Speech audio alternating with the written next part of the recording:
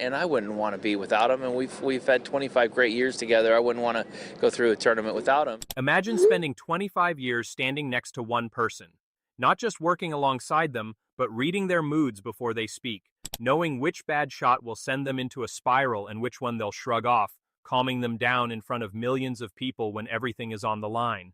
You go through their wins, their losses, their scandals, their family emergencies. You become part of their story. And then, one day, without warning to the outside world, it's over. That's not a staffing change, that's a breakup. And like most breakups, there's the version the two of them tell everyone else, and there's the version that actually happened behind closed doors.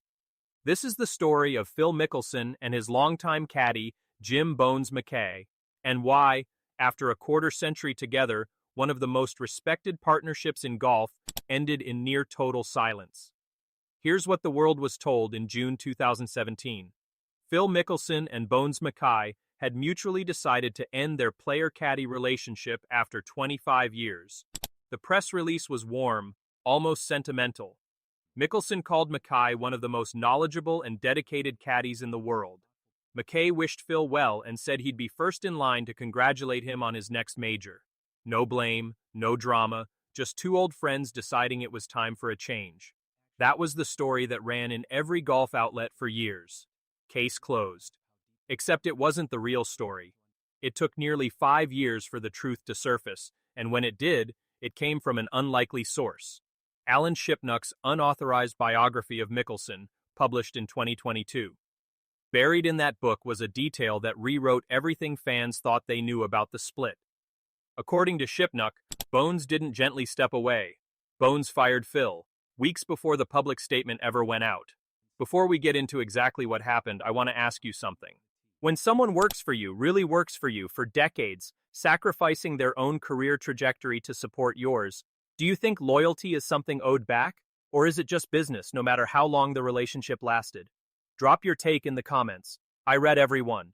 And if stories like this, the real history behind the polished sports headlines, are your kind of thing, hit subscribe now, because there's a lot more of this coming.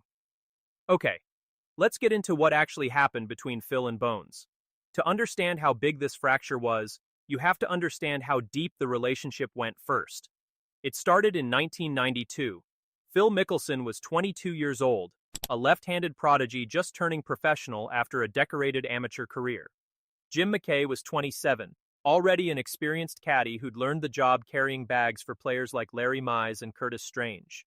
The two connected almost immediately, and Mickelson brought him on as his full-time caddy right at the start of his pro career.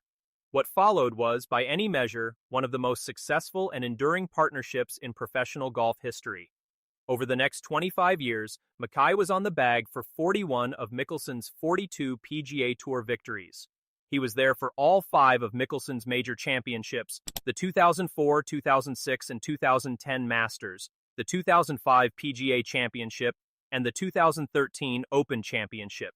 He caddied through 11 Ryder Cups and 11 President's Cups.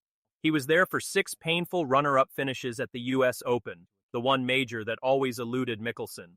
This wasn't a distant professional relationship either. Their families became genuinely close. Mackay actually met his wife Jen through Amy Mickelson, Phil's wife. The two women were close friends. Mickelson once said publicly that Bones was the only guy on the golf course that wants him to play well, which is why he never saw the point in berating him the way some players treat their caddies. Think about the moments Mackay witnessed up close. The 2004 Masters, Mickelson's first major win after so many years of heartbreaking near misses. Bones was right there, emotional, holding the bag as Phil finally broke through. The 2013 Open Championship, Mickelson's 5th major and one of the best final rounds of his career. Bones was the first person he embraced walking off the 18th green. Through Mickelson's public struggles too, the insider trading investigation, the years without a win between 2014 and 2017, Mackay stayed. Every early tee time, every practice round, every rain delay. 25 years of showing up. If you'd asked golf fans in 2016 to name the most stable relationship on the PGA Tour, most would have said Phil and Bones without hesitation. That's exactly what makes the ending so jarring. Underneath all of that history, though, there was a smaller, quieter source of friction that most fans never noticed, and it says a lot about how the two men saw their partnership differently. It's tradition in professional golf for a winning caddy to keep the flag from the 18th hole after a tournament victory, a personal keepsake marking their role in that win. Mickelson, though, kept every single flag from all 42 of his wins. The first one, from the 2004 Masters, had real emotional weight. Mickelson's grandfather, Nunu, had passed away just months earlier, so Phil had that flag framed and gave it to his grandmother instead of keeping it for himself. Understandable. Mackay respected that. But 19 more victories followed, including 4 more major championships, and Mackay never received a single flag from any of them. Inside the small, close-knit world of tour caddies, this became something people quietly noticed. At the annual Phoenix Open, where the Mackays hosted dinners for players and caddies, the absence of flags on Bones's wall reportedly came up more than once among his peers. It's a small detail, a piece of nylon with a signature on it. But after 25 years of near round-the-clock proximity, small details like this tend to accumulate, meaning they wouldn't carry in a shorter relationship. It wasn't really about the flags, it was about what the flags represented: acknowledgement, credit, being seen as a partner in the win, rather than staff who helped make it happen. Here's where the story moves from bruised feelings into something much more concrete: money. According to Shipnuck's reporting, Mickelson's gambling losses reached approximately $40 million between 2010 and 2014 alone. To put that in context, Mickelson's annual income during his prime earning years was estimated at just north of $40 million a year, meaning in some of those years, he may have been losing close to everything he made, or worse. On top of that, came the fallout from a federal investigation into insider trading tied to professional gambler Billy Walters. Mickelson wasn't charged criminally, but he was ordered to return roughly $1 million in stock gains connected to a tip from Walters, plus the reputational damage and lost sponsorship opportunities that followed.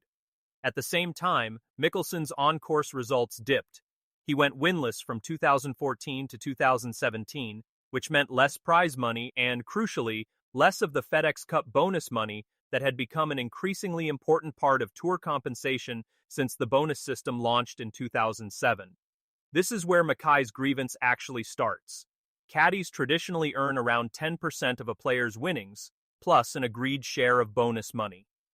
Mickelson had reportedly promised Mackay a percentage of his FedEx Cup bonuses, but over roughly a decade, according to Shipnuck's book, he never fully paid it out. By Mackay's own calculation, the total owed eventually reached around $900,000. $900,000. Not a rounded-up estimate from an outside source. That's the number Mackay himself arrived at, tracking a debt that built up quietly over years while the headlines kept celebrating another Mickelson win. So what did the actual breakup look like? If you're picturing a shouting match on a fairway or a dramatic phone call where everything finally comes out, that's not what happened. And honestly, that's what makes it more unsettling, not less. According to Shipnuck, Bones fired Phil 3 weeks before the public split was ever announced, at the 2017 Memorial Tournament. Not in a blow-up. In what the book describes as the culmination of long-simmering grievances, the pay disputes, feeling like his input mattered less during rounds, frustration over Mickelson repeatedly showing up to the course later than the times he'd told his caddy to be ready. In the months leading up to that moment, Mickelson had already paid Mackay $400,000 toward the outstanding FedEx Cup debt, a partial payment, not the full amount. Then, a week after Mackay ended things privately, Mickelson sent a second payment of $400,000, along with the flags from 4 of their major championship wins together: the PGA Championship, the Open Championship, and the 2006 and 2010 Masters. On the surface, that sounds like an attempt to make things right. But by Mackay's accounting, $800,000 total still left him roughly $100,000 short of what he believed he was owed. And there was one more detail that stung. Mickelson had autographed those flags in unusually large letters, signatures that Mackay reportedly felt disfigured the keepsakes rather than honoring them. He's never displayed the flags in his home. According to people close to him, He eventually intends to sell them and donate the proceeds to charity. When the news broke publicly, the reaction inside the golf world was genuine shock. Veteran caddy Mike "Fluff" Cowan, reading the joint statement for the first time, summed it up simply. They didn't really say anything. Which was true. The official language gave no hint that anything had gone wrong.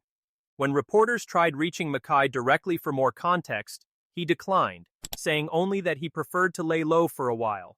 No public airing of grievances, no interviews settling scores, just quiet. That's really the core of this story.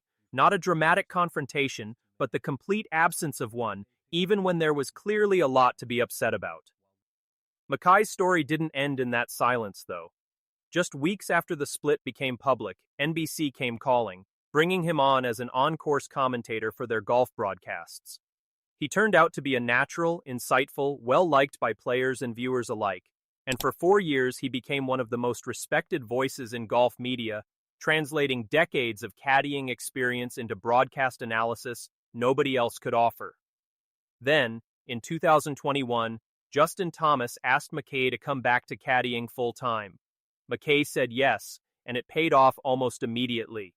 In 2022, he was on the bag when Thomas won the PGA Championship, his second major title. However you want to read into it, this time the ending was different. Thomas signed his flag with what by all accounts was simple gratitude, no oversized flourish needed to make a point.